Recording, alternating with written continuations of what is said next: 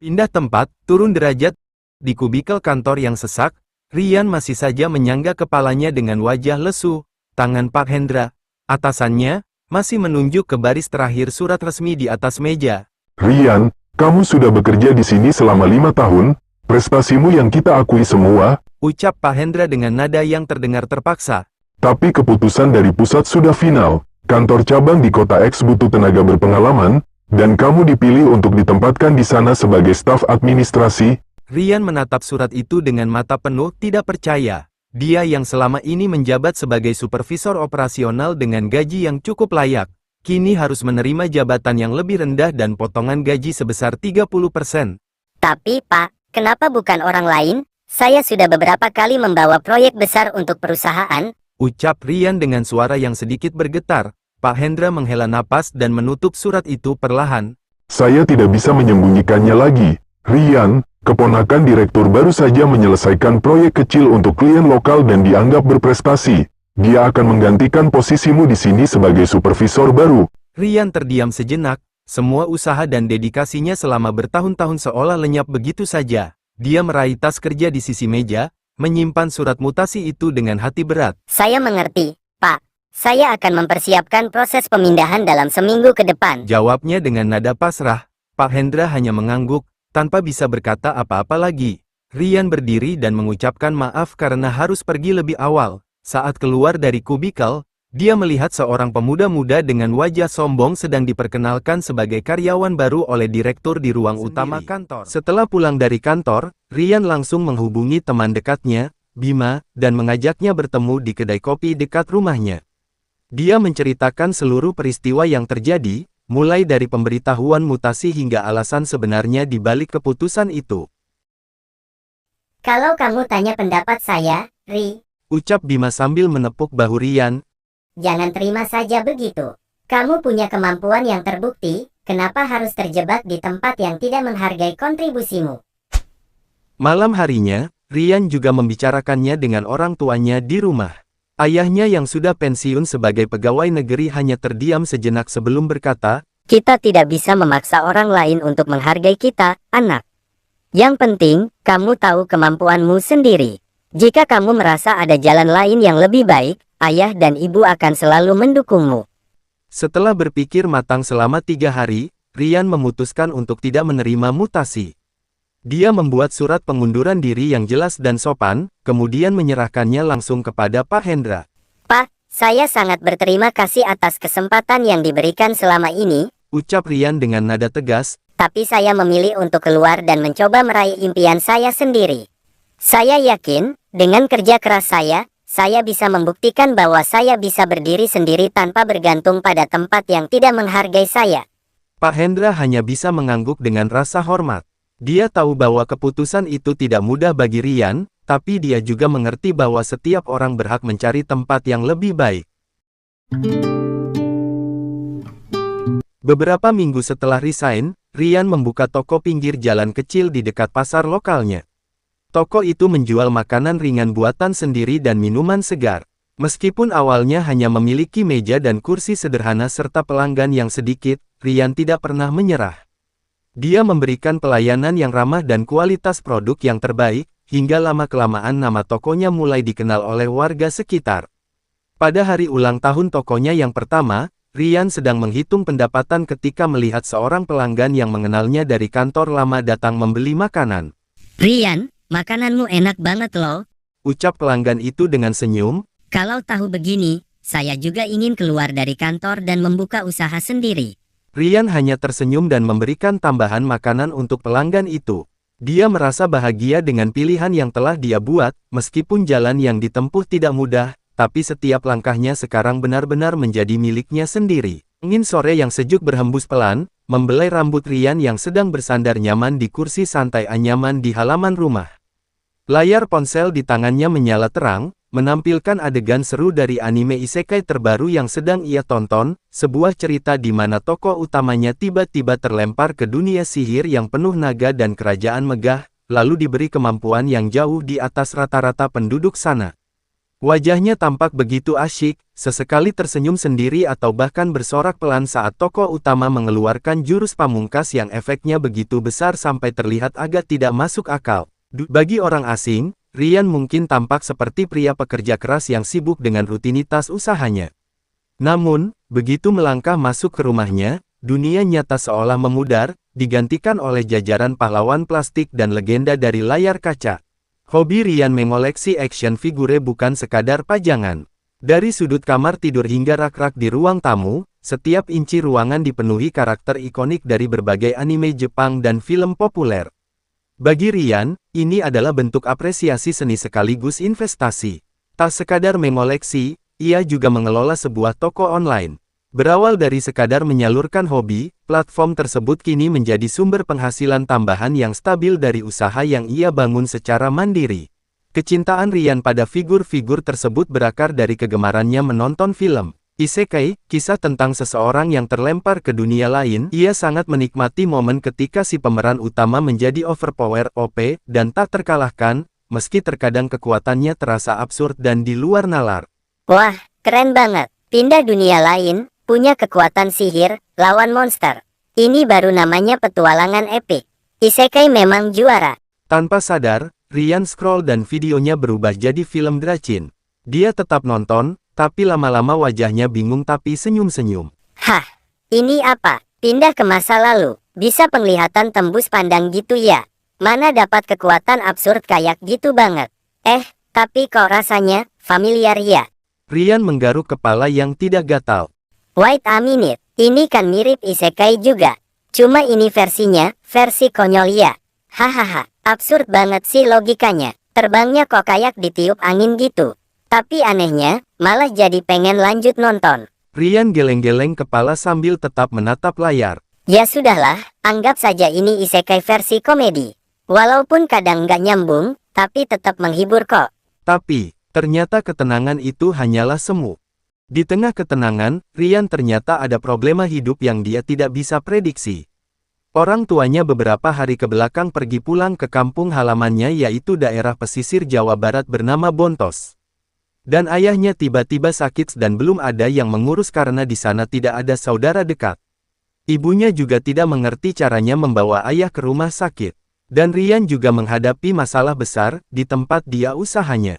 Tiba-tiba pemilik tanah tidak mau mengontrakkan tempat Ryan berjualan dengan alasan mau dipakai sendiri untuk dibangun rumah katanya, padahal itu akal-akalan aja supaya nanti ada saudaranya yang meniru Ryan berjualan di situ karena dia melihat tempat itu bagus dan ramai semenjak disewa Ryan berjualan.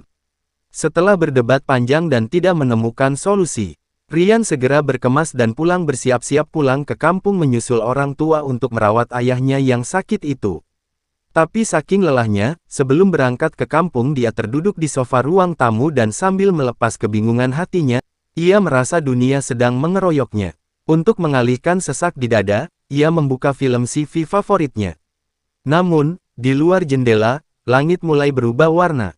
Asap ungu samar menyelimuti atmosfer, merayap masuk lewat celah ventilasi. Mata Ryan memberat, dan ia pun terlelap dalam kegelisahan yang dalam. Ryan terbangun bukan karena alarm, melainkan karena keheningan yang mencekam. Saat ia membuka mata, jam menunjukkan tengah malam, udara terasa lebih padat dan dingin. Ada sensasi aneh di ujung jarinya, seperti aliran listrik yang statis. Ia melihat ke cermin dan terkesiap. Pupil matanya memancarkan cahaya keunguan tipis. Ada apa ini ya? Kok rasanya agak aneh gini? Bisik Ryan tak percaya. Tiba-tiba, ponselnya bergetar. Sebuah notifikasi darurat muncul di layar, namun bukan berita biasa. Pengumuman global, atmosfer terkontaminasi partikel E01. Tetap di dalam rumah dan jaga protokol kesehatan seperti pandemi COVID. Sekali lagi diperingatkan untuk tidak keluar rumah karena ada kemungkinan wabah ini lebih berbahaya dari pandemi sebelumnya. Ryan teringat ayahnya. Tanpa pikir panjang, ia menyambar kunci motor. Namun, saat di jalan, pemandangan luar biasa tersaji. Orang-orang berlarian, disebabkan sekumpulan orang dikejar makhluk mirip zombie. Tapi Ryan tidak peduli. Apaan sih malam-malam begini masih ada acara cosplay kayak gitu? Aneh, gumam Rian sambil terus memacu gas sepeda motornya. Sudah sekitar 1 jam berlalu sejak Rian melangkah masuk ke dalam kabut ungu yang menyelimuti jalanan. Suasana di sekitarnya terasa sangat sepi, sunyi sampai-sampai suara napasnya sendiri terdengar jelas. Udara yang dihirup terasa dingin menusuk tulang dan juga berat, seolah ada beban yang menekan dadanya setiap kali ia menarik napas. Rian merasa mulai lelah dan berat. nggak kuat juga ya jalan terus. Gumamnya pelan.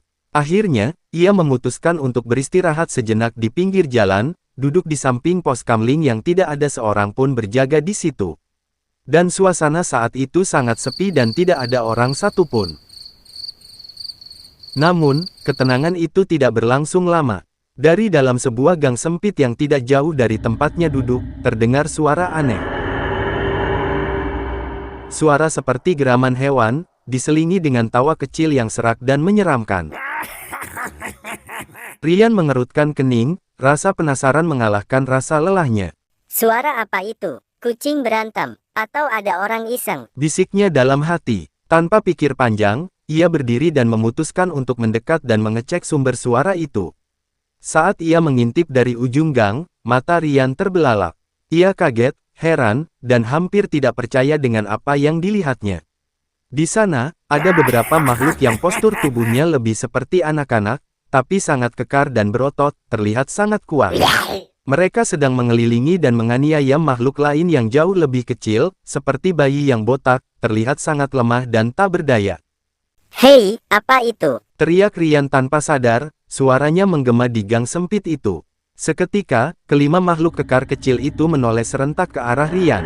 Mata mereka merah menyala, dan dengan cepat mereka mengepung Rian. Rian merasa jantungnya berdegup kencang. Karena ukuran mereka yang kecil, Rian mencoba memberanikan diri untuk melawan, meski tangannya gemetar. Makhluk apa ini sebenarnya? Gumam Rian, lalu rasa takut akhirnya mengambil alih. Ia pun lari menjauhi makhluk-makhluk aneh itu, berusaha mencari jalan keluar. Saat situasi mulai terdesak dan ia merasa terjepit, tiba-tiba sesuatu yang aneh terjadi. Sebuah layar transparan muncul tepat di depan matanya, persis seperti di dalam film atau permainan video. Terdapat tulisan yang berkedip. Sistem diaktifkan. Quest utama, pulang ke rumah keluarga. Peringatan, Anda berada di dunia level 1, bandit cebol. Rian matanya terpejam lalu dibuka lagi. Apa-apaan ini? Serunya bingung. Kayaknya halusinasi deh. Kebanyakan nonton film isekai nih gue. Katanya sambil mengucek-ucek matanya kuat-kuat, berharap tulisan itu hilang. Tapi tulisan itu tetap ada, bahkan muncul notifikasi tambahan. Player pemula level 1, HP 50, MP 50. Skill khusus Sadorise belum diaktifkan. Quest level 1, kalahkan satu bandit cebol. Rian semakin kaget dan heran. Tanpa sadar, karena teringat film animasi yang sering ditontonnya, ia berteriak refleks. Shadow Rise aktifkan. Namun, tidak ada yang terjadi. Tidak ada cahaya, tidak ada angin, tidak ada apa-apa. Hening sejenak. Seketika, makhluk cebol itu saling menatap satu sama lain seolah bingung, lalu kembali bersiap menyerang dengan lebih ganas. Stop. Teriak Rian dengan suara ketakutan, menutup matanya rapat-rapat.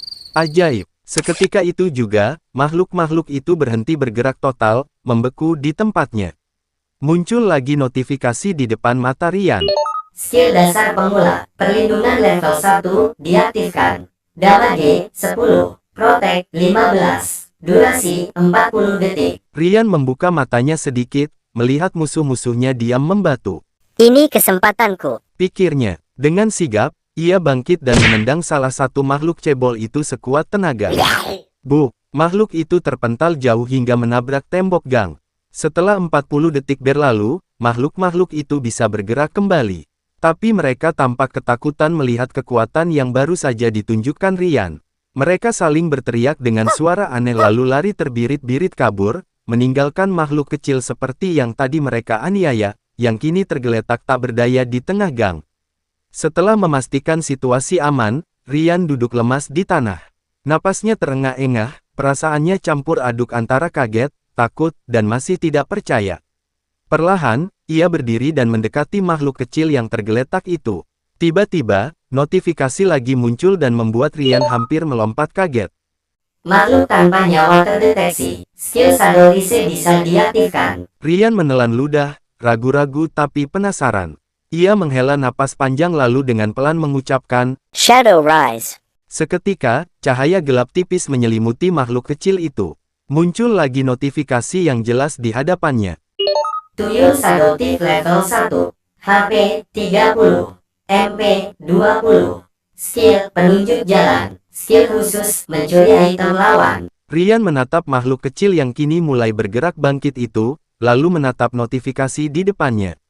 Jadi, gue beneran ada di dunia macam isekai ya? Gumamnya pelan, masih tidak percaya dengan petualangan aneh yang baru saja dimulainya. Setelah itu muncul notifikasi kembali yang hanya bisa dilihat oleh Rian seorang. Player naik level 2, HP 100. MP 100. Skill khusus Shadow Rise level 1. Membangkitkan bayangan dari jiwa yang hilang membutuhkan 50 MP. Skill perlindungan Stop Move level 1. Bisa membekukan pergerakan lawan. Dalam keadaan tertentu, kata stop secara refleks bisa memicu skill aktif. Wah, beneran ini apa cuma khayalan ya? Rian masih merasa tidak percaya. Rian masih terpaku menatap sosok bayangan ungu yang berdiri di hadapannya. Wujudnya kecil, bercahaya, dan terlihat sangat nyata. Ini beneran nyata. Batinnya masih ragu. Tanpa sadar, ia mengangkat tangan kanannya dan mencubit pipi kirinya sendiri dengan cukup kuat. Au, Rian meringis kesakitan, matanya terpejam sejenak karena rasa perih yang menusuk. Ia mengusap pipinya yang memerah. oke, ini bukan mimpi. Rasanya sakit banget. Gumamnya sambil menghela napas panjang, mencoba menenangkan jantungnya yang berdegup kencang. Makhluk putih bercahaya itu perlahan turun ke tanah, kakinya menyentuh lantai beton dengan lembut. Ia lalu menundukkan badannya dalam-dalam, memberikan hormat penuh kepada Rian. Kau yang membangkitkanku, Tuan. Suaranya terdengar serak dan berat tapi seperti suara anak-anak, seolah-olah bergema dari kedalaman tanah. Rian masih agak ragu dan sedikit gugup melihat makhluk aneh di depannya. Ia menghela napas pelan sebelum akhirnya memberanikan diri bertanya. Iya, gue yang bangkitin. Terus, lo ini siapa sebenarnya? Tanyanya pelan. Dan apakah lo jadi bawahan gue sekarang? Makhluk itu mengangkat wajahnya, matanya berkilat penuh kesetiaan. Siap, Tuan. Tubuh ini dan nyawa ini milik Tuan sepenuhnya. Aku akan melakukan apa saja, membantu apa saja yang Tuan perintahkan. Jawabnya dengan antusias namun sangat patuh. Rian tersenyum, rasa gugupnya perlahan hilang. Wah, bahasanya keren juga ya. Oke deh, supaya gampang dipanggil, mulai sekarang nama lo si Bolang aja ya. Canda Rian, kini suaranya sudah lebih berani dan santai. Si Bolang, mengerti, Tuan. Sahut makhluk itu dengan wajah yang tampak gembira dan senang mendapat nama baru. Saat Rian menatap lekat-lekat ke arah si Bolang, tiba-tiba sebuah notifikasi cahaya muncul melayang di udara.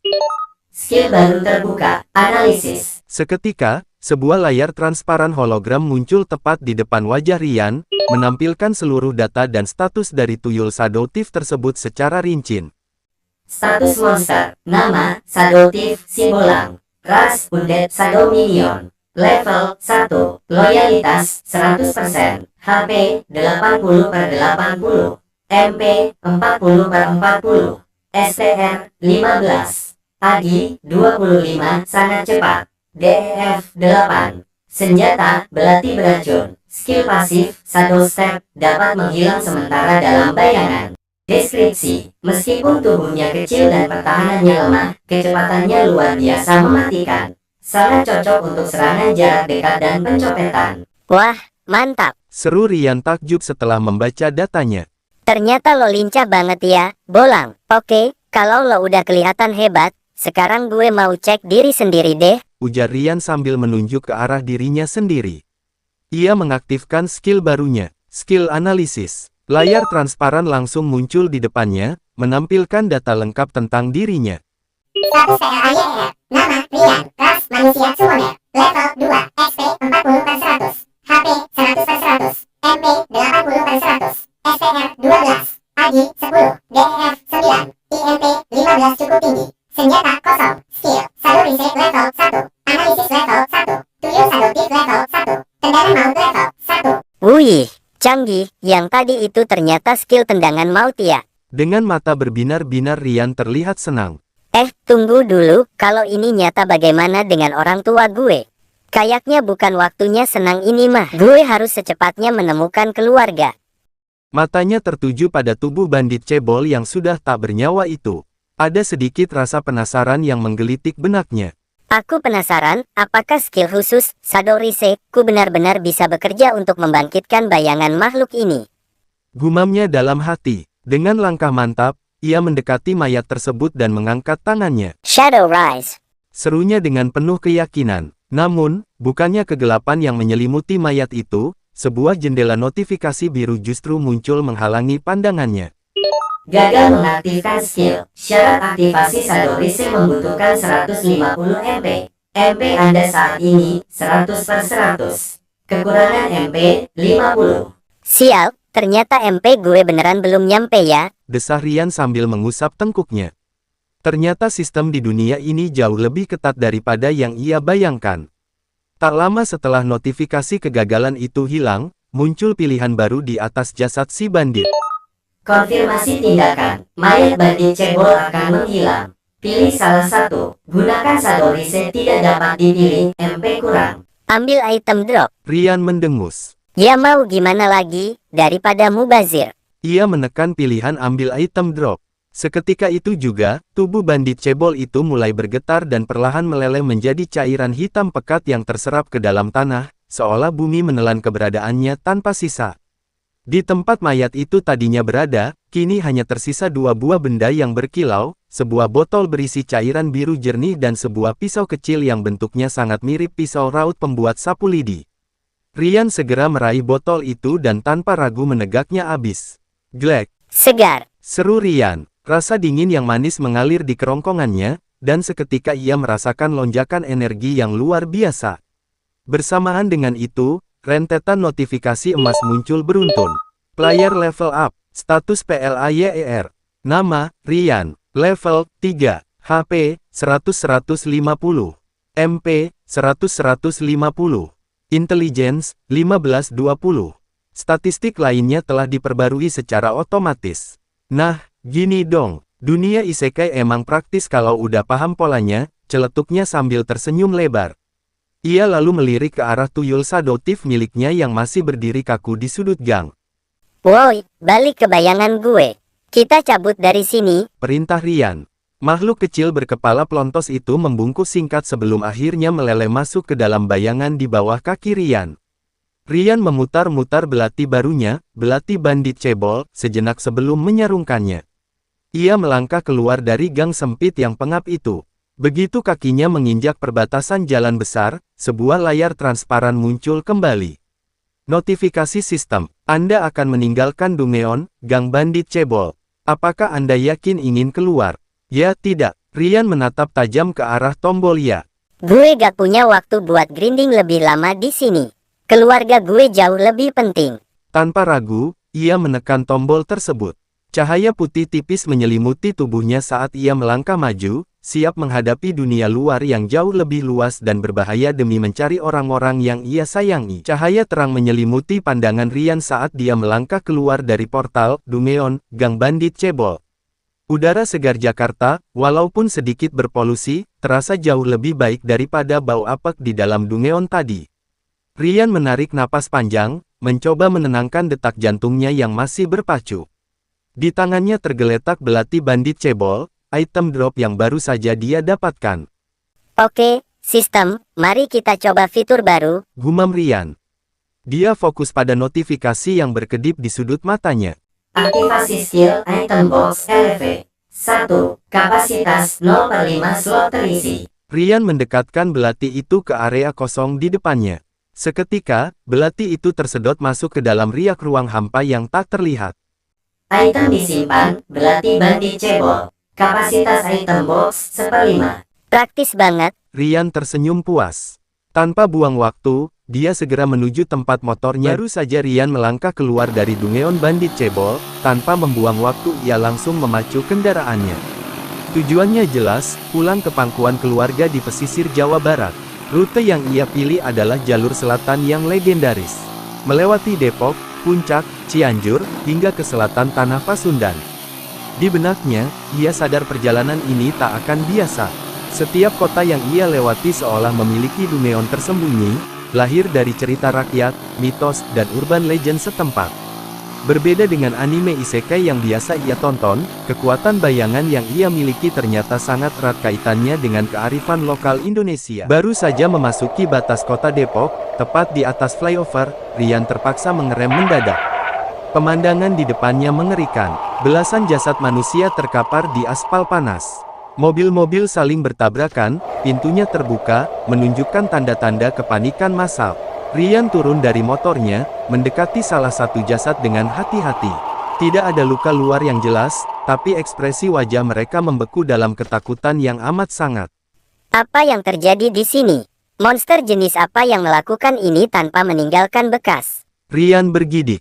Mengingat persediaan kekuatannya, Rian memutuskan untuk mencoba sesuatu. Dia melihat ke area bayangan di bawah flyover yang gelap. Rian menatap salah satu jasad. Pikiran iseng sekaligus penasaran muncul lagi. Apakah ini bisa? Ia mengangkat tangan. Shadow Rise. Kegelapan tipis muncul. Dan kali ini, berhasil. Bayangan dari tubuh itu perlahan bangkit. Sosoknya terbungkus kain putih, melayang pelan. Pocong Pantom Jumba. Makhluk itu menunduk hormat. Siap, Tuan. Rian kaget, mundur setengah langkah. Anjir, jadi beneran bisa. Ia menatap tangannya sendiri. Jadi, yang bisa gue bangkitin, makhluk-makhluk dari cerita lokal. Senyumnya perlahan muncul. Ini, beda dari isekai yang gue tonton. Sado Rise berhasil. Pengikut baru didapatkan. Pocong Pantom Jumper level 1. Tipe Agility Surprise Attacker. Pocong itu tidak melompat seperti di film komedi. Dia bergerak dengan glide, meluncur cepat, atau melakukan lompatan vertikal yang sangat tinggi, pantom jump, untuk berpindah tempat dalam sekejap. Rian mulai memahami polanya. Di isekai biasa, pengikutnya mungkin goblin atau slime. Tapi di sini, kekuatanku membangkitkan urban legend lokal. Menarik. Rian melanjutkan perjalanan dengan kewaspadaan tingkat tinggi. Dia memilih jalur memotong melewati jembatan Panus, jembatan bersejarah di Depok yang membelah Sungai Ciliwung. Dia ingat sedikit sejarahnya, nama Panus berasal dari Stefanus Leander, opa Belanda yang membantu membangun jembatan itu di masa kolonial yang dibangun tahun 1917 oleh arsitek Belanda Andre Lawrence, adalah ikon sejarah Depok yang menghubungkan Bogor Batavia sepanjang 100 meter. Kabut tipis menyelimuti area itu. Dan tiba-tiba, notifikasi sistem, Dungeon terdeteksi, jembatan Panus. Serius, jalan aja bisa jadi Dungeon sekarang. Gumam Rian. Di depannya, ada dua jembatan. Namun sebelum sempat memilih, Woi, berhenti. sekelompok makhluk muncul. Tubuh mereka penuh tato, rambut mohawk, wajah brutal. Ini wilayah kami. Siapa lo? Teriak salah satu dari mereka. Rian menghela napas. Gue cuma mau lewat. Lewat. Mati dulu baru lewat. Monster langsung menyerang. Rian refleks mundur, lalu berteriak. Pocong, bantu gue. Pocong Pantom Jumper muncul dari bayangan Rian, melompat cepat. Langsung menghantam salah satu monster. Wah, Popeye juga lo. Rian mulai bergerak. Dengan belati di tangannya, ia mulai membaca pola serangan. Rian menyeringai tipis, matanya berkilat ungu sesaat. Tuyul Sadoutif. Dari balik bayangan kaki Rian, muncul sosok kecil yang hampir tak terlihat, bergerak seperti riak air di kegelapan. Para monster yang mengepung hanya melihat sekelebatan hitam. Dalam hitungan detik, mereka menyadari sabuk peluru, parang, dan rantai berduri mereka telah raib. Hah, senjataku. Seru salah satu monster panik. Terlalu lambat. Desis Rian. Ia melesat maju, belati di tangannya berputar dengan presisi mematikan. Slash, slash. Di sisi lain, pocong Pantom Jumper melompat dari pilar ke pilar jembatan, cambuk elektriknya menyambar udara dengan bunyi krek yang memekakkan telinga, menyetrum musuh hingga hangus. Bersihkan mereka.